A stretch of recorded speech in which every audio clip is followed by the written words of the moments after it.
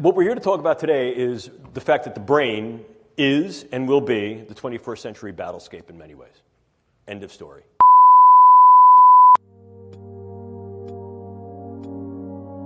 You will encounter some form of neurocognitive science that has been weaponized not only in your military career, but in your personal and professional lives. It is valid, valuable, and already in operational play. The brain is the current and future battle space. What's new about this is the in-close nature of this.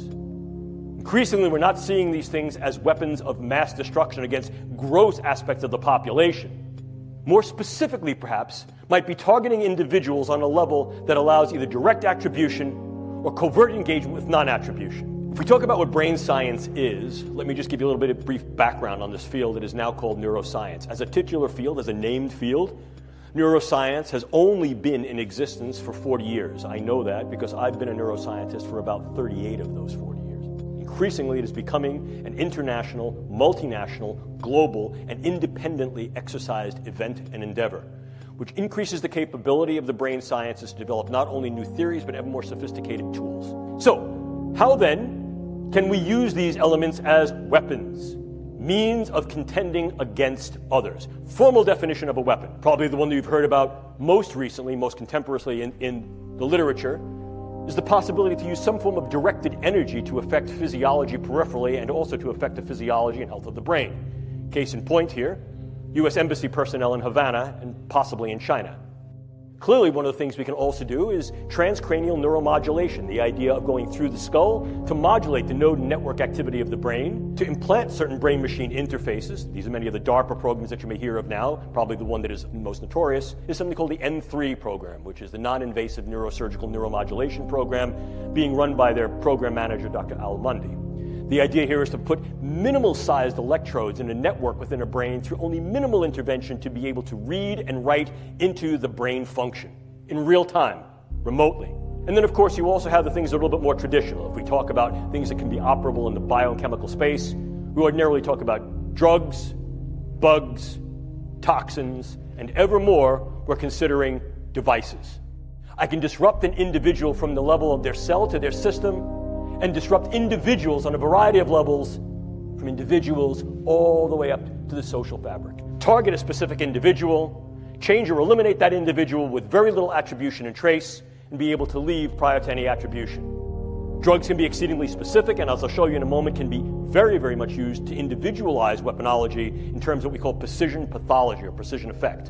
And by affecting the way that brain is built and the way it functions, influence in ways that are kinetic and non-kinetic, the attitudes, beliefs, thoughts, emotions, activities. Look at the power that understanding, tools, and techniques of the brain sciences afford. We also see the use of biodata as a viable weapon. Manipulating biodata so that I can then put into your particular medical records subtle information that may change the disposition of whether you're sick or not, change how you're treated, influence the postures that go to you in terms of insurance, care, viability for military service. By altering that information, by changing those data, by purloining those data, I essentially change the you of you. And I can do that in very subtle and insidious ways.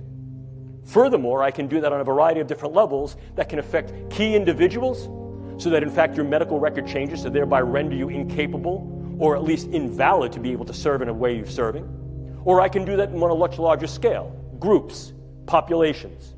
And if I change those data, I change the way you're being regarded and treated. And I can do that in one of two ways. I can do it in such a way that you're going to be regarded in a negative sense, or I can do that in such a way that I'm going to treat you incorrectly. If I say, for example, you have a particular allergy or you have a particular disorder, you will be treated for that, and that could then harm your health and your stability in both a short wars approach as well as a long wars approach. One of the newest developments is that nanoparticulate matter can be stabilized for distribution. If you're not aware of what nanoparticulate matter is, it's that matter which exists on a scale of 1 × 10⁹ Very, very small. Smaller than a cell. And we can manufacture materials that have discrete properties that can be controlled by virtue of bioengineering and their physical chemistry. I can create small robotic units, controllable robotic units at the nanoscale, and that these too can be aerosolized to create a nanoswarm of biopenetrable materials that you cannot see, that can penetrate all but the most robust biochemical filters, that are able to integrate themselves through a variety of membranes, mucous membranes, and wherever, mouth, nose, ears, eyes, can be then uptaken into the vascular system to create clumping, can affect the vascular system of the brain, or can directly diffuse into the brain space, and these can be weaponized. And they can be done in such a level that their presence is almost impossible to detect, and as such, the attribution becomes exceedingly difficult to demonstrate.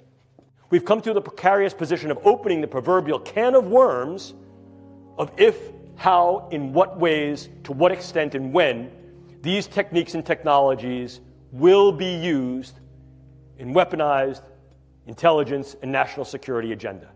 Are civilian ethics even viable any longer? And if we engage military ethics, what military ethical principles will we engage?